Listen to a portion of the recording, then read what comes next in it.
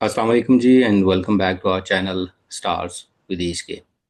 इस सेक्शन में जैसे कि आपके इल्म में है, हम आपकी मुलाकात ऐसी ऑर्गेनाइजेशंस ऐसे प्रोफेशन से करवाते हैं जो डिफरेंटली एबल्ड इंडिविजुअल से मुंसलिक हैं और उनको सर्विसेज प्रोवाइड करते हैं। फ्यूचर में भी हम ऐसी हेल्पफुल वीडियोस और सेशंस आपके लिए लाते रहेंगे। तो चैनल को ज़रूर सब्सक्राइब कर लें और बेल बटन प्रेस कर दें। आज के सेशन की तरफ बढ़ते हैं और आज के सेशन में हमें इस्लामाबाद से ज्वाइन किया है नादिया अमजद ने, जो कि चाइल्ड साइकोलॉजिस्ट। आइए इनसे मिलते हैं और इनके बारे में और इनकी सर्विसेज के बारे में डिटेल से जानते हैं कि ये इस्लामाबाद में या ऑनलाइन क्या सर्विसेज प्रोवाइड कर रही हैं। Thank you very much Nadia कि आपने इस सेशन के लिए टाइम निकाला and welcome to our channel. Thank you so much for welcoming here and thank you so much for inviting me here. Right. तो थोड़ा सा मेरे गले का इशू है तो इसलिए उसकी पेशगी माजरत। तो सबसे पहले तो हम यही जानना चाहेंगे आपसे कि अगर आप थोड़ा इंट्रोडक्शन अपना दे सकें रिगार्डिंग योर एजुकेशन, और ख़ास तौर पर वो एजुकेशन जो स्पेशल नीड्स के हवाले से आप। जी जी तो मैं स्टार्ट करूंगी अपनी एजुकेशन से।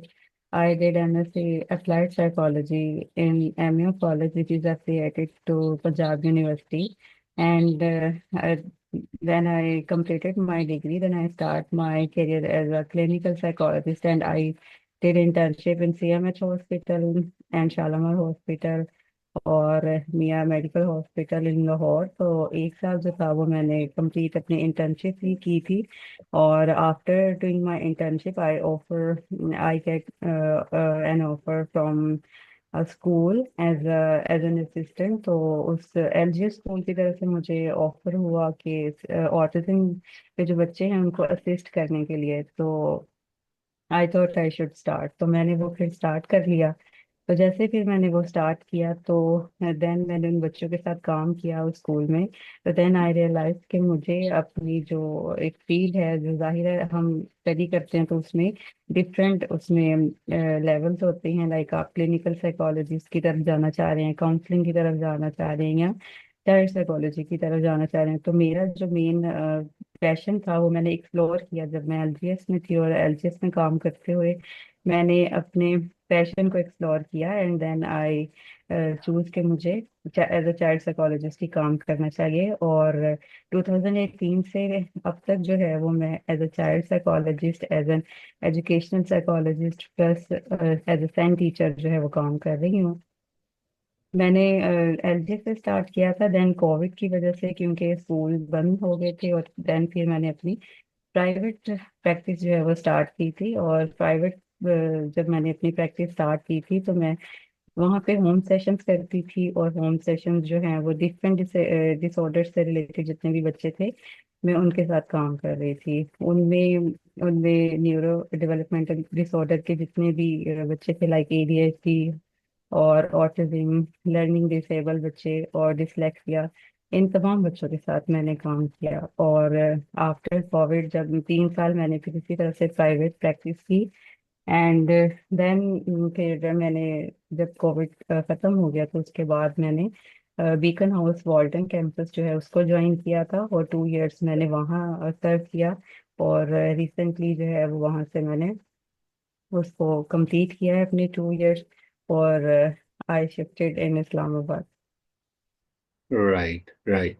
अच्छा, जब हम ये कहते हैं कि चाइल्ड साइकोलॉजिस्ट, तो उसको थोड़ा सा एक्सप्लेन करेंगी लोगों के लिए कि चाइल्ड साइकोलॉजिस्ट है वो, उसकी फिर क्या रिस्पॉन्सिबिलिटीज होती हैं, या आप क्या समझती हैं कि क्या क्या सर्विसेज, अगर उसको थोड़ा सा मजीद बयान कर सकें लोगों के लिए, हो सकती हैं। जी बेसिकली चाइल्ड साइकोलॉजिस्ट जो है वो अ, उसका जो मेन फोकस है वो बच्चों के mental mental issues, behaviour issues, social issues और मेंटल इश्यूज को जो है वो कैटर करता है। लाइक बच्चे क्या कैसे काम करते हैं, कैसे सोचते हैं, और क्या प्रॉब्लम्स हैं अपनी डेली लाइफ रूटीन में, उनको क्या डिफिकल्टीज आती हैं, इन तमाम चीज़ों पे फोकस करता है। जो 4 डोमेन्स मैंने बताई हैं, लाइक इमोशनल, सोशल, साइकोलॉजिकल और उनके जो मेंटल इश्यूज हैं उनके ऊपर फोकस करता है। इसमें डिफरेंट डोमेन्स आ जाती हैं, लाइक ADHD है, और डिफरेंट डिसऑर्डर के जो बच्चे होते हैं उनके ऊपर जो है वो चाइल्ड साइकोलॉजिस्ट काम करता है कि उनके जो बिहेवियर्स हैं उन पे फोकस करता है, उनकी डेली लाइफ पे, उनकी सोशल लाइफ पे और उनके इमोशंस पे फोकस करता है। सेम ऐसे ही जैसे क्लिनिकल साइकोलॉजिस्ट जो है वो एक बिल्कुल डिफरेंट डोमेन है, जो चाइल्ड साइकोलॉजिस्ट है तो वो एक डिफरेंट डोमेन है। हम्म। हम्म। तो जब आप ये कहती हैं कि डिफरेंट चैलेंजेस वाले इंडिविजुअल्स या बच्चों के साथ काम कर रही हैं, जैसे ऑटिज्म है, ADHD है, लर्निंग चैलेंजेस हैं, तो क्या कोई एज ग्रुप भी है जिसमें आप काम कर रही होती? जी डेफिनेटली इनके एज ग्रुप होते हैं। एज ग्रुप जो है वो बेसिकली स्टार्ट होते हैं 3 ईयर्स से। लाइक अर्ली इंटरवेंशन तो बहुत ज़रूरी होती है। लाइक कुछ पेरेंट्स ऐसे होते हैं जिनको अर्ली इंटरवेंशन, अर्ली स्टेज पे ही उनको पता चल जाता है। तो एज ग्रुप से ये फायदा होता है कि एक तो 3 साल से 5 साल के बच्चे होते हैं, फिर 5 साल से 10 साल के बच्चे होते हैं। तो जो मेरा अपना बेसिकली एक्सपीरियंस है वो 3 साल से लेकर 25 ईयर्स यानी 25 साल के जो एज ग्रुप है उनके साथ मैंने काम किया है, क्योंकि इनमें डिफरेंट डोमेन के बच्चे थे। किसी एक कैटेगरी में मैंने काम नहीं किया, डिफरेंट कैटेगरीज में मैंने काम किया। जैसा कि मैंने आपको पहले बताया कि ADHD के साथ, ऑटिज्म के साथ और लर्निंग डिसेबिलिटी के साथ, डिसलेक्सिया के साथ। तो इन तमाम डोमेन में जब मैंने काम किया डिसऑर्डर्स के साथ, तो इस पे डिफरेंट एज ग्रुप के बच्चे थे। तो मैंने बेसिकली जो मेरा एक्सपीरियंस है वो 3 से लेके 25 साल के बच्चों तक के साथ का एक्सपीरियंस है। तो एज ग्रुप होते हैं डेफिनेटली, हर डिसऑर्डर के साथ ही अलग एज ग्रुप होते हैं। हम्म। तो आपने ये भी जिक्र किया कि आप होम प्रैक्टिस, होम सेशंस भी लेती रही हैं और एज SEN भी काम करती रही हैं। तो हमारे यहाँ SEN और शेडो टीचर, इसको थोड़ा सा एक्सप्लेन करेंगी कि क्या कोई भी बंदा जिसकी एजुकेशन इस साइड की ना हो, साइकोलॉजिस्ट ना हो, या उसकी स्पेशल एजुकेशन साइड पे एजुकेशन या ट्रेनिंग ना हो, तो उसको भी एज अ शेडो टीचर जिसको हम कह रहे होते हैं, क्या वो सही टर्म है? और या असिस्टेंट टू दैट चाइल्ड वो बन सकता है या बनना चाहिए, या उसके लिए भी जो पेरेंट्स हैं उनको ज़रा देखभाल के ही सिलेक्ट करना चाहिए? इसके बारे में क्या कहते हैं? अच्छा, अभी बेसिकली आपने 3 क्वेश्चंस को एक साथ कर दिया। हम्म। तो उनमें से जो आपका पहला क्वेश्चन है वो ये है कि differentiate between shadow teacher and professional assistant. तो सबसे पहले तो ये कि जो शैडो टीचर है, इसका इस बात और सवाल का जवाब मैं बड़े खुशी से देना चाहूंगी। वो इसलिए क्योंकि मैंने पिछले 5 साल में जो मैंने काम किया है, जो मेरा एक्सपीरियंस है, उनमें जितने भी पेरेंट्स को देखा है मैंने यही देखा है कि मोस्टली पेरेंट्स को गाइडेंस नहीं होती, और इसीलिए वो किसी भी पर्सन को पकड़ लेते हैं। जैसे उसने FA किया हो, उसने BA किया हो, उसकी जो एजुकेशन है वो साइकोलॉजी बैकग्राउंड नहीं है, तो वो किसी भी पर्सन को हायर कर लेती हैं, जैसे स्कूल्स के लिए, एक स्कूल सेटिंग में काम करने के लिए। तो उसको वो शेडो टीचर कहते हैं। जैसे बहुत सारे बच्चे होते हैं माइल्ड से मॉडरेट लेवल के ना, उनको शेडो टीचर की जरूरत होती है, तो उनको असिस्टेंट्स की और प्रोफेशनल की जरूरत होती है। लेकिन उस चाइल्ड साइकोलॉजी को और उस प्रोफेशनलिज्म को लोगों ने शेडो टीचर का नाम दे दिया है, जो कि मुझे लगता है कि हमारे जो हमारा प्रोफेशन है वो इसके लिए सूटेबल वर्ड नहीं है। तो ये एक बहुत ही रिस्पेक्टफुल प्रोफेशन है, तो मुझे लगता है कि इसको सिर्फ एक शैडो टीचर की नज़र से नहीं देखना चाहिए। तो बहुत सारे जो वालिदैन हैं, जो पेरेंट्स हैं बच्चों के, वो किसी भी टीचर को ले लेते हैं, किसी भी एज ग्रुप के बच्चे को लेकर, और वो अपने बच्चे के साथ उसको भेज देते हैं और वो उसको शैडो टीचर का नाम देते हैं। और वो फिर ये भी बताते हैं, 99% ये भी कहते हैं कि जी रिजल्ट नहीं आया, बच्चा वर्क नहीं कर रहा, बच्चे में कोई चेंज नहीं आया, नो रिजल्ट, नो रिस्पॉन्स। तो वो इसी वजह से होता है क्योंकि वो किसी भी प्रोफेशनल को हायर नहीं करते। या तो वो अच्छे एक साइकोलॉजिस्ट को, एक चाइल्ड साइकोलॉजिस्ट को हायर करे जो कि वो बच्चे को असिस्ट करे स्कूल सेटिंग में। देन अगर वो कहीं के रिस्पॉन्स नहीं है तो हम इस बारे में सोच सकते हैं। अदरवाइज ये कहना कि किसी भी शैडो टीचर को हायर किया और वो उसको 1 महीने के बाद ये कह दे कि रिस्पॉन्स नहीं है, तो आई थिंक वहां पर उनको ये देखना चाहिए कि वो जो शैडो टीचर हायर कर रहे हैं उसका बैकग्राउंड क्या है, क्या वो साइकोलॉजी से रिलेटेड है या नहीं है। तो इस चीज को देखना बहुत जरूरी है।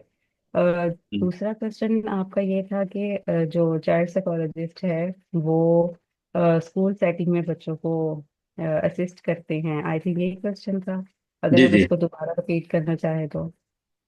जी जी, यही था कि चाइल्ड साइकोलॉजिस्ट है वो स्कूल सेटिंग में बच्चों को असिस्ट करते हैं, तो वो कैसे करते किस हैं, तरह से उनकी करते क्या हैं? रिस्पॉन्सिबिलिटीज होती हैं, और ताकि बच्चा आगे प्रोग्रेस कर सके। जी, स्कूल सेटिंग में इस तरह से जो चाइल्ड साइकोलॉजिस्ट है वो स्कूल सेटिंग में इस तरह से काम करता है कि बच्चे के चार, हर इंसान की जो है वो डेवलपमेंटल 4 स्टेजेस होती हैं। एक तो उसके इमोशंस पे काम करता है, उसके बिहेवियर पे काम करता है, उसके मेंटल इश्यूज पे काम करता है, उसकी सोशल लाइफ पे काम करता है। अब इन इन 4 डोमेन्स पे हम काम किया जाता है, क्योंकि जब एक बच्चा स्कूल सेटिंग में जाता है और फॉर एग्जाम्पल वो ऑटिस्टिक बच्चा है और वो स्कूल जा रहा है और उस सेटिंग में उसका बिहेवियर ठीक नहीं है, जिसकी वजह से उसके एकेडमिक्स जो हैं वो वो सही नहीं जा रहे, उसके एकेडमिक्स बिल्कुल जीरो लेवल के हैं। क्यों? क्योंकि उसके बिहेवियर इश्यूज हैं और उसको नहीं आइडिया कि वो अपने बिहेवियर्स को कैसे मैनेज करे। प्लस ये कि जिस क्लास में या जिस क्लास में वो होता है उस क्लास की टीचर भी उस चीज से अननोन होती है, उसको भी नहीं आइडिया होता कि उसने एक 20 या 30 बच्चों की क्लास में वो एक बच्चे को कैसे मैनेज करेगी। तो हम्म चाइल्ड साइकोलॉजिस्ट की जो ये रिस्पॉन्सिबिलिटी होती है कि वो उस एक क्लास सेटिंग में बच्चे के बिहेवियर पे काम करे, बच्चे के बिहेवियर इश्यूज को सबसे पहले देखे कि कौन कौन से हैं, उसको टारगेट करे एंड वन बाय वन उस पे काम करे। जैसे ही उसके बिहेवियर इश्यूज जो है वो रिजॉल्व होंगे तो फिर उसके एकेडमिक्स पे आया जा सकता है। और जब हम बिहेवियर की बात करते हैं तो उसके बिहेवियर कुछ भी हो सकता है, लाइक कोई भी टेंट्रम वो शो करता है, वो क्यों करता है, किस वजह से करता है, क्या वो ग्रुप सेटिंग में बैठ बैठ रहा है, उसको उस चीज का आइडिया है, उसकी ट्रेनिंग है या नहीं है। फिर बात करना, लाइक कुछ बच्चे बोलते हैं और कुछ बच्चे नहीं भी बोलते, कुछ बच्चे शाय होते हैं। तो इन तमाम चीजों को टारगेट किया जाता है, उस पे प्रॉपर एक लिस्ट बनाई जाती है और वन बाय वन उन पे काम किया जाता है। तो चाइल्ड साइकोलॉजिस्ट इस तरह से फिर वन बाय वन उसकी हर डोमेन पे काम करता है, जिससे फिर उसके एकेडमिक्स का जो रिजल्ट है वो बहुत अच्छा आता है और वो बाकी बच्चों की तरह बहुत अच्छा पढ़ सकता है। हम्म। तो ज़्यादातर हमारे यहाँ तो ऐसे ही होता है, अगर आप मुझे गलत हो तो करेक्ट कर दीजिएगा, कि पेरेंट्स की रिस्पॉन्सिबिलिटी होती है कि ऐसा प्रोफेशनल को हायर करना जो कि अकम्पनी कर सके उनके बच्चे के साथ स्कूल में। जी जी। तो उसको मतलब पेरेंट्स को क्या जहन में रखना चाहिए कि इसकी ऑब्वियसली ये भी एक प्रोफेशन है, तो इसकी भी कॉस्ट इन्वॉल्व होती है। तो क्या उनके जहन में होना चाहिए कि कॉस्ट के हवाले से अगर आप थोड़ा सा बता सकें कि कमर्शियली कितना लोगों के लिए हो सकती है इसकी एक्सपेंस वाइज। जी, 2 क्वेश्चन अभी आपने किए हैं। एक ये कि पेरेंट्स जो हैं वो हायर करते हैं या फिर और जो कंपनी है यानी स्कूल है वो हायर करता है। तो इसका आंसर ये है कि मोस्टली जो है वो पेरेंट्स ही हायर करते हैं, क्योंकि स्कूल में, क्योंकि पाकिस्तान में अभी ये टर्म न्यू है। क्यों, बाकी अगर देखा जाए आउट ऑफ कंट्रीज में तो वहाँ पर जो है वो स्कूल ही साइकोलॉजिस्ट को हायर करता है, लेकिन पाकिस्तान में उस तरह से ये चीज़ इतनी वायरल नहीं है, जिसकी वजह से लोगों को आइडिया नहीं है। तो अभी जो है, अभी बीकन हाउस जो है या इस तरह के जो डिफरेंट स्कूल्स हैं, इंटरनेशनल स्कूल्स हैं, उन्होंने जरूर चाइल्ड साइकोलॉजिस्ट, इनफैक्ट उन्होंने क्लिनिकल साइकोलॉजिस्ट को हायर करना स्टार्ट किया है, जो कि इस हम्म डोमेन में काम कर रहे हैं। और लेकिन वो काम कर रहे हैं स्कूल के लिए। और अगर जब बच्चों की बात आती है तो एक क्लास में एक या अगर 2 बच्चे हैं तो उनके लिए जो बच्चों के लिए असिस्टेंट या प्रोफेशनल्स को हायर करते हैं वो पेरेंट्स ही करते हैं। पेरेंट्स अपने बिहाफ पे करते हैं, देन उनके इंटरव्यूज होते हैं, पेरेंट्स पेरेंट्स करते हैं या फिर जो स्कूल में जो डिपार्टमेंट का हेड होता है, जिसको सेंट टीचर भी कहा जाता है और क्लिनिकल साइकोलॉजिस्ट भी कहा जाता है, तो वही करते हैं। हम्म सेकेंडली ये कि और कौन इनको हायर कर सकता है। तो इनको जो है वो मोस्टली जाहिर है पेरेंट्स कर सकते हैं, लेकिन ये सर्विसेज मैं खुद भी पिछले 3-4 साल से जो है वो कर रही हूँ, लाइक लाहौर और इस्लामाबाद में। जो टीचर्स हैं, असिस्टेंट टीचर्स हैं, प्रोफेशनल्स हैं फॉर होम सेशन और इन स्कूल सेटिंग, तो मैं खुद भी हायर कर रही हूँ और पेरेंट्स के बिहाफ पर ही हायर कर रही हूँ, प्लस उनको कंसल्टेंसी भी दे रही हूँ। तो उसमें क्या होता है कि पेरेंट्स जो है जिनको भी ज़रूरत होती है वो अपनी रिक्वायरमेंट्स बता देते हैं बच्चे के हवाले से, और स्कूल का नाम, लोकेशन, वो सब एड्रेस जो भी होता है वो बता देते हैं, वो सेंड कर देते हैं। एंड देन फिर हम उनके बिहाफ पे कैंडिडेट का इंटरव्यू करते हैं, उनकी सिलेक्शन करते हैं। प्रॉपर एक प्रोसीजर के तहत काम किया जाता है जिसमें उनकी नीड्स के अकॉर्डिंग, उनकी लोकेशन के अकॉर्डिंग जो है वो प्रोफेशनल्स को हायर करके फिर उनको उनके इंटरव्यूज करवाए जाते हैं, देन मीटअप करवाया जाता है, एंड देन फिर फाइनल इंटरव्यू होता है। तो उसमें वो जिस भी कैंडिडेट को सिलेक्ट करते हैं वो फिर अपनी मर्जी से करते हैं, क्योंकि हम 2 से 3 कैंडिडेट का उनको ऑप्शन देते हैं कि जिनके साथ भी उनकी मीटिंग अच्छी रहे या सब कुछ बन जाए, लाइक एग्रीमेंट हो जाए, तो फिर वो खुद ये चीज़ जो है वो फिर खुद करते हैं। हम्म।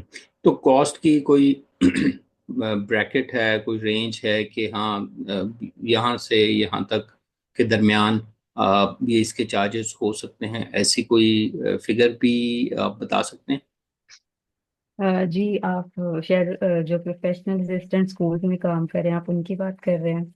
जी जी। जी, इनकी कॉस्ट होती है, इनकी कॉस्ट जो है वो भी प्लस लोकेशन, लाइक डिस्टेंस भी मैटर करता है। फॉर हम्म एग्जांपल अभी जो स्टार्टिंग सैलरी है वो 45 है, 50 है या 55 प्लस है। तो हम्म अगर कोई साइकोलॉजिस्ट, कोई कॉम्पिटेंट या कोई कैंडिडेट ऐसा है जो बहुत अच्छा है और उसका डिस्टेंस काफी ज्यादा है, तो उसमें हम्म जो पेरेंट्स हैं वो फिर इस तरह से करते हैं कि वो उनकी थोड़ी सी हेल्प कर देते हैं, लाइक उनको पिक एंड ड्रॉप सर्विस पे देते हैं या फिर half pick and drop service पे देते हैं, हम्म जिसमें उनके लिए भी आसानी होती है और टीचर के लिए भी आसानी होती है। और वो जितना टीचर्स के साथ अच्छा बिहेव करेंगे, सलूक करेंगे, तो टीचर उतना ही दिल से जो है वो बच्चे के साथ पैशनली काम करेगा। हम्म। तो इसकी जो कॉस्ट है वो मैंने आपको बता दी है, जो कॉस्ट रेंज अभी राइट। लाहौर और इस्लामाबाद में चल रही है, और इवन कराची में भी मार्केट हम्म रेट भी होता है वो सबका इक्वल ही है। हम्म। जी जी। राइट। अच्छा, ये बताइए कि जब होम सेशंस की बात आती है या बच्चों के साथ वन ऑन वन सेशंस में काम करने की बात आ रही है, तो आप क्या पेरेंट्स को भी ट्रेनिंग या गाइडेंस देती हैं? और मैंने एक और चीज़ भी सुनी है कि आप का अपना एक यूट्यूब चैनल भी है जहाँ पे आप वक्तन फ़वक्तन कुछ काम करती हैं इस हवाले से, डिफरेंट टॉपिक्स पे बात करके। इन दोनों चीज़ों के बारे में अगर बता जी सकें। जी, यूट्यूब चैनल तो नहीं कह सकती, हाँ फेसबुक है। फेसबुक पे मेरा एक अपना चैनल है ओके ओके। कि साइकोलॉजिकल हीलर एंड काउंसलर के नाम से है, वहाँ मैं वीडियोस पोस्ट करती हूँ। प्लस जो भी हायरिंग का जो भी एक तरीकाकार है, तो वो मैं सारी अपनी हायरिंग उसी पे करती हूँ और पब्लिकली करती हूँ, ताकि तमाम लोगों को जो है वो उन तमाम लोगों तक इंफॉर्मेशन पहुंच सके। वो भी जो कैंडिडेट हैं, जो फ्रेश ग्रेजुएट्स हैं या जो एक्सपीरियंस ग्रेजुएट हैं, और वो भी जो पेरेंट्स हैं। हम्म। तो वो उसका हम जो लिंक है वो आप हमें प्रोवाइड कर दीजिएगा, हम अपनी वीडियो की डिस्क्रिप्शन में वो भी लिख देंगे, ताकि अगर कोई वहाँ पे भी जाना चाहे और वहाँ के थ्रू राब्ता करना चाहे तो वो आपसे राब्ता कर सकता है। जी जी, नेक्स्ट मैं ये पूछना चाहूँगा कि जो पेरेंट्स की ट्रेनिंग है उस पे तो चलें, आप उनको गाइड कर रही हैं, तो अपनी अ, हमने ये देखा कि इस फील्ड में अपनी जो regular upgradation of the knowledge है वो भी काफ़ी ज़रूरी है, तो उस पर भी फोकस करते हैं। जी जी, बिल्कुल, आई डू माई रिसर्च। मैं अपनी रिसर्च खुद करती हूँ, प्लस ये कि जितने भी कॉन्फ्रेंस होती हैं, कोर्सेज होते हैं, वो मैं साथ साथ जो है वो करती हूँ, ताकि मैं भी अपडेट रहूँ इस चीज़ से, नई आने वाली टर्म्स को सीख सकूँ। प्लस जब हम काम करते हैं तो काम करने के दौरान बहुत सारी टेक्निक्स जो हैं वो खुद हम बनाते हैं, तो उस पर भी काम किया जाता है, उसको भी शेयर किया जाता है, और हम बाकी जो प्रोफेशनल हैं इससे रिलेटेड उनके साथ भी कांटेक्ट में होते हैं। तो हम एक इंफॉर्मेशन को एक दूसरे के साथ ट्रांसफर करते हैं, ताकि हम उससे बेहतर सीख सके। प्लस जो रिसर्च होती है उस पे भी पूरा वो करते हैं कि ताकि जो हमारी जो आने वाला टाइम है, या जो डिफरेंट बच्चे हैं, हर बच्चे की क्योंकि नीड्स अलग होती है, बिहेवियर अलग होते हैं, तो जब हम रिसर्च करते हैं तो उसमें बहुत सारे डोमेन्स का पता चलता है, जिनको हम एक्सप्लोर करते हैं टाइम टू टाइम। तो ये बहुत ज़रूरी है। बाकी ये कि इनके साथ साथ हम बच्चों से भी सीखते हैं क्योंकि ये बच्चे भी हमें बहुत कुछ सिखाते हैं। हम्म। हम्म। अच्छा, एक चीज और बताइए कि जब पेरेंट्स ऐसे प्रोफेशनल को सिलेक्ट कर रहे होते हैं अपने बच्चों के लिए, तो उनको कुछ सजेशन या एडवाइस करेंगी कि वो किन चीज़ों का ख्याल रखें या किन चीज़ों को देखते हुए वो एक अच्छे प्रोफेशनल को चूज कर सकते हैं। जी, सबसे पहले तो वो इस बात पे यकीन रखा करें कि जिस भी कैंडिडेट को वो सिलेक्ट करेंगे वो बहुत अच्छा होगा और उनके बच्चे के साथ बहुत अच्छे से काम करेगा। सबसे पहली बात, क्योंकि पेरेंट्स जब भी किसी भी प्रोफेशनल को बुलाते हैं तो वो अनकॉन्शियसली उनके साथ मिसबिहेव कर रहे थे, सिर्फ इसलिए कि उनको लगता है कि जो वो अपने बच्चे के लिए कर सकते हैं वो कोई भी नहीं कर सकता। तो सबसे पहले तो ये चीज़ होनी चाहिए पेरेंट्स में। दूसरा ये कि पेरेंट्स जो है वो जब भी किसी भी असिस्टेंट को या किसी भी प्रोफेशनल को अपने बच्चे के लिए हायर करे, तो वो ये जरूर देख ले कि वो जो प्रोफेशनल है अ, वो कितना कॉम्पिटेंट है, वो कितना अच्छा है, वो कितना रिस्पॉन्सिबल है। प्लस उसका जो बैकग्राउंड है वो साइकोलॉजी से रिलेटेड है या स्पेशल एजुकेशन से रिलेटेड है। किसी भी ऐसे कैंडिडेट को सिलेक्ट करना जिसने पॉलिटिकल साइंस पढ़ी है, या फिर जिसने आर्ट्स पढ़ी है, या हम्म। मैथमेटिक्स किया है, उस कैंडिडेट को आप उठा के ले आएंगे और आप कहेंगे कि आपके बच्चे के साथ काम करे। देन आप ये भी कहेंगे, डिमांड भी रखेंगे कि आपके बच्चे का बिहेवियर ठीक हो जाए। तो जिस कैंडिडेट ने बिहेवियर की ABCD नहीं पढ़ी है, वो कैसे आपके बच्चे के साथ काम करेगा और आपके बच्चे में चेंज आएगा। तो वो हम्म। जब भी किसी कैंडिडेट को सेलेक्ट करें या हायर करें तो वो उसका बैकग्राउंड देख ले। प्लस एक और चीज मैं ऐड करना चाहूंगी। बहुत सारे पेरेंट्स जब हायरिंग के लिए मुझसे कांटेक्ट करते हैं, और वो मुझे ये कहते हैं कि जो भी प्रोफेशनल है वो एक्सपीरियंस होना चाहिए। हम्म। जो भी टेस्ट टीचर वो एक्सपीरियंस कम से कम ना 3 साल का एक्सपीरियंस तो होना ही चाहिए। हम्म। तो कोई भी ऐसा कैंडिडेट जो फ्रेश है वो हमें मत रेफर करे। तो मैं उनकी भी काउंसलिंग करती हूँ, और आज आपके चैनल के थ्रू मैं वो ये पैगाम बाकी पेरेंट्स को भी देना चाहूंगी कि वो जो एक कैंडिडेट है जिसने अपने 6 साल लगाए हैं अपनी प्रैक्टिस पे, अपनी एजुकेशन पे, प्लस उसने इंटर्नशिप की है, प्लस उसने अपना एक वक्त दिया है इस पैशन में, इस काम में, इस ट्रेनिंग में, तो वो जब एक फ्रेश ग्रेजुएट आता है, वो सिर्फ पेरेंट्स उसको ये समझते हैं कि ये बस फ्रेश ग्रेजुएट है तो इसको क्या पता कि क्या करना है। तो वो जो उसने अपनी लाइफ का एक हिस्सा अपनी इस एजुकेशन में, ट्रेनिंग में गुजारा है, अगर आप समझते हैं कि वो जीरो है और वो फ्रेश है, तो वो गलत समझते हैं। क्योंकि उनको लगता है कि एक एक्सपीरियंस साइकोलॉजिस्ट ही बच्चे के साथ जो है वो अच्छा काम करेगा। जबकि मैं कहती हूँ कि वो जब एक फ्रेश ग्रेजुएट आता है और वो काम करता है, तो उसका जो रिजल्ट है वो 100% होता है। तो हम्म। कभी भी आप किसी को डोमिनेट मत करें दूसरे से, क्योंकि मोस्टली पेरेंट्स ये कहते हैं कि बंदा एक्सपीरियंस होना चाहिए। भाई आप कैसे जज कर सकते हैं किसी को। तो सबसे पहले हम्म। तो जो पेरेंट्स हैं उनको अपने बिहेवियर पे भी थोड़ा सा काम करना चाहिए, एक क्योंकि जब तक वो नहीं करेंगे, वो किसी को नहीं समझेंगे, तब तक बेहतरी नहीं आ सकती। राइट, इसका मतलब है ज़रूरी नहीं है कि एक्सपीरियंस प्रोफेशनल ही उनके बच्चे के लिए अच्छा हो। न्यू फ्रेश ग्रेजुएट्स भी जो हैं वो डिपेंड करता है कि उनमें एनर्जी ज़्यादा है या और कोई एडेड एडवांटेज हो डेफिनेटली। सकता है उनको। तो उनके लिए वो ज़्यादा बेनिफिशियल हो सकता है डिपेंडिंग ऑन रिक्वायरमेंट्स। जी, राइट। डेफिनेटली। उनमें एनर्जी होती है, उनमें पैशन होता है, वो काम करना चाहते हैं, वो अपने आप को मनवाना चाहते हैं, वो दुनिया को दिखाना चाहते हैं कि भाई हम में ये सलाहियत है, हमने इस चीज़ को पढ़ा है, हमने ये ट्रेनिंग ली है। और उनमें इतनी मोटिवेशन होती है कि मैं भी इतनी एक एक्सपीरियंस पर्सन भी ना हो। तो वो जब आते हैं ना, तो वो वही वाली बात है कि आते हैं और छा जाते हैं। राइट जी। मेरा ख्याल है कि हम इस सेशन को यहाँ पे एंड करना चाहेंगे। और लेकिन हम्म। हम अपने नाज़रीन को ये बताते चलें कि हम आइंदा भी जो शेडो टीचर्स हैं और SCN हैं, और इससे रिलेटेड जो है कुछ और मज़ीद सेशन करने का इरादा रखते हैं, ताकि इस फील्ड को एक्सप्लोर भी किया जाए और थोड़ा लोगों को भी बताया जाए कि कैसे वो एक अच्छे प्रोफेशनल को, सिर्फ प्रोफेशनल रखना ही अपने बच्चे के लिए ज़रूरी नहीं है, एक अच्छा प्रोफेशनल और राइट प्रोफेशनल जो है वो अपने बच्चे के लिए रखना चाहिए। इसके ऊपर हम मज़ीद भी आइंदा बात करेंगे। सो आज के सेशन को यहाँ पे हम वाइंड अप करते हैं।